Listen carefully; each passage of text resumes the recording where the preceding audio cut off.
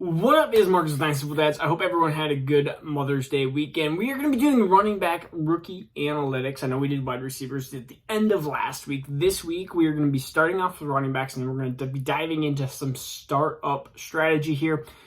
We're going to do the fantasy Z-score for running backs. Now, I did this video exactly last year as well, and we're going to be going through last year compared to this year. So I'm just going to scoot over here so you guys can actually see the chart here and make it as big as possible. The chart, of course, grades multiple different things. You have lack of fantasy competition against you at the NFL level. So let's say Breece Hall, you're going to have him with Michael Carter. Or you're going to have Buffalo, you're going to have Zach Moss, and you're going to have Devin Singletary. Or Houston, you're going to have no one. So you're going to have the lack of fantasy. You want to have no competition if possible. You're going to have a film grade, you're going to have a college production that is adjusted, you're going to have some athleticism and draft capital here as well. And of course, there's some disagreements that I have right off the bat with some of this, but that's all right. That's why we have this chart here. The first thing is we have Breece Hall as the number one running back. Surprise, surprise, not really.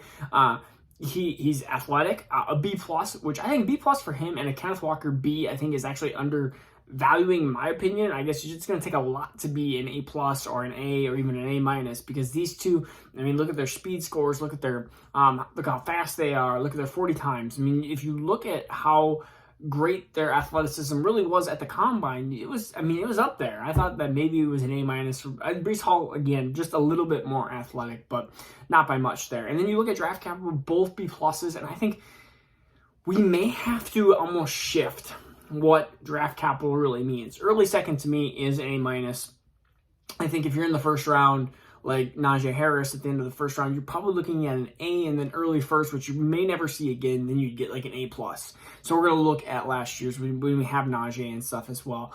Kenneth Walker is the number 2 running back, which you look at B+ and B-, and this doesn't really, 14.5 points per game expected and 13.2. It's what we've been saying all along. This is a two-headed race for which two players or which these are going to be 101, and Kenneth Walker is going to be a top 5 pick. But then where does this draft go?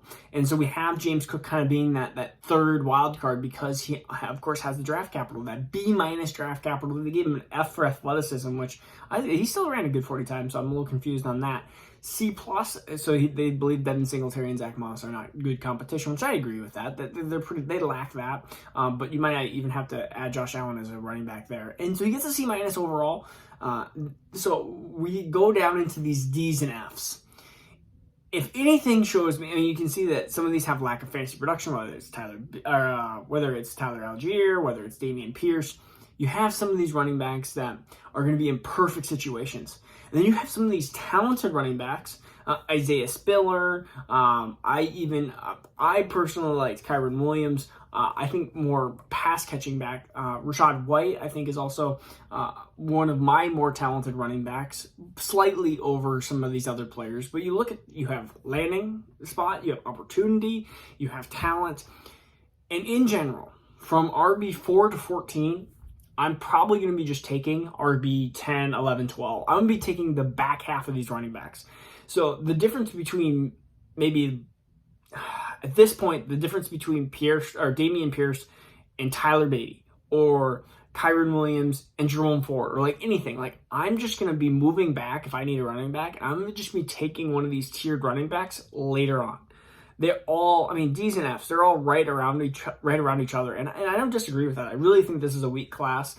There's little things to like about each one of these running backs, but I think you might have one of them succeed. So where is it going to be? Is it going to be opportunity? Are you going to be the Dameon Pierce fan? Or are you going to be the Tyler Algier fan? Or are you going to go with the pass-catching running back, more of the likes of Kyren Williams or Rashad White? Where are you going to be putting your money where the mouth is? Again, that's just 4 running backs right there. There's plenty of other running backs as well. Brian Robinson, rumored to be in a timeshare with Antonio Gibson. We'll see. You have Isaiah Spiller, the talent, I believe.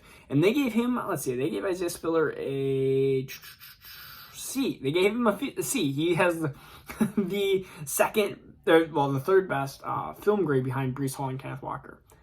Again, kind of frustrating that he gets shoved way down there because of draft capital, athleticism, college production, just college production aggregate, and then lack of fantasy competition, because he has asked Austin Eckler. I said almost Austin Eckler, but Austin Eckler. We look at the 2021 class here. And so remember, Breece Hall B+, Kenneth Walker B-. You have Najee Harris, who gets an A- for draft capital, which A in my opinion. Athleticism score B-, which may be a little bit under. And they gave Javonte an A. They even give Ramondre Stevenson, if I can actually talk, an A-. So you would think that Kenneth Walker is going to be more in the lines, at least with this thing, like Ramondre Stevenson. If you think about it in that way, it makes the class kind of go, ugh. But I think Kenneth Walker is better than Ramondre Stevenson. It at least has a better, or the competition against him is not going to be as good. I mean, Rashad Penny, I think, is going to be a one-year deal. I think he's going to be there, and he's going to be gone at the end of the year. I said the same with Melvin Gordon. We'll see if that actually happens. Javonte Williams and Travis Etienne were actually players that I really, really did enjoy. And they're B+. And so I could easily see Breece Hall kind of fit into this category. Now, Travis Etienne is still yet to be known because he didn't play last year because of his foot injury. Najee Harris was an A. I mean, 17.3 points per game expected. He had no competition against him. He got an A+ there. Javonte got a B+, which now we look at it now and probably go, probably not a B+, probably worse than that. And Ramondre Stevenson had a B. I mean, Michael Carter had an A+, and look at how those things change. The biggest thing I want to warn people, because that's the chart there. The biggest thing I want to warn people is the Michael Carter truthers, or even anybody that gets drafted into this round 4 through 7. Any of these running backs, even Rachaad White, who round 3, but we'll put him in round 4 category. Any of these later round running backs. The 2023 class is a good class.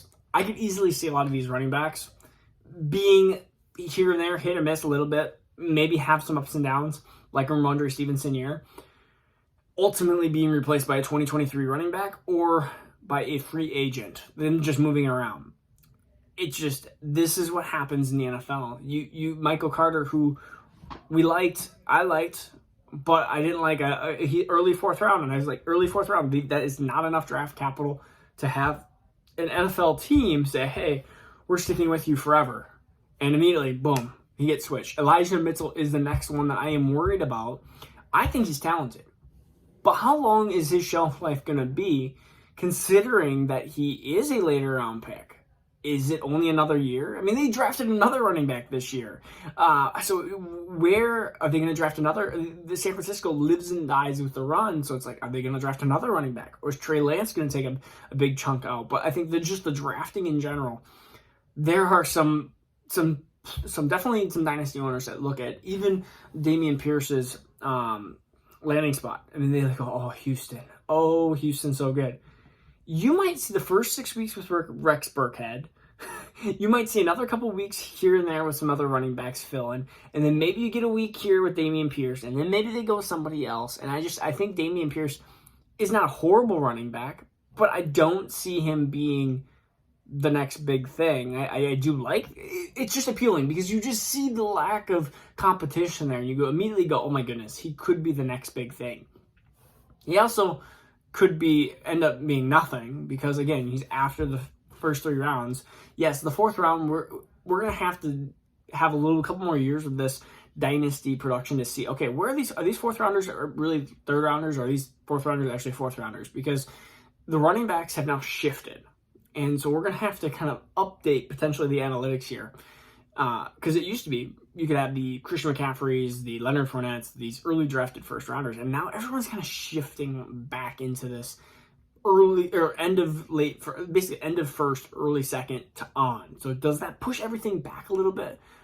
Time will tell. We're gonna have to play it by, I guess, analytics and stuff. Again, from day one, I've said this class is a 2-headed race. Potentially 3-headed if Isaiah Spiller can figure out his stuff and get the draft capital. He did not. So it's a 2-headed race, and really no one else is. I'm not really interested in a ton of these running backs. I will take a flyer.